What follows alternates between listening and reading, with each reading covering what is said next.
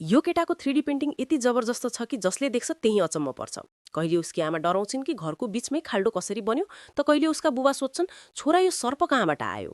आज पनि यसले सोचेको थियो अलि प्र्याङ्क पनि गरौँ।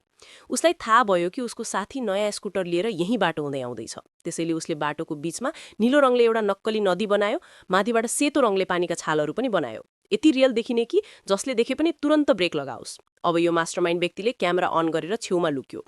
सबभन्दा पहिले एउटा कुकुर आउँछ र डरै नमानी नदी पार गर्छ। मानौ उसले मनमनै भनिरहेको छ म त्यति मूर्ख छैन। त्यसपछि उसको साथी आउँछ र ऊ नदी देख्ने बित्तिकै डराएर छेउको बाटोतिर लाग्छ। मानौ खोलामा बाढी आएको छ। यी हजुरआमाले गल्तीले सुपमा धेरै नुन हालिदिनु भयो।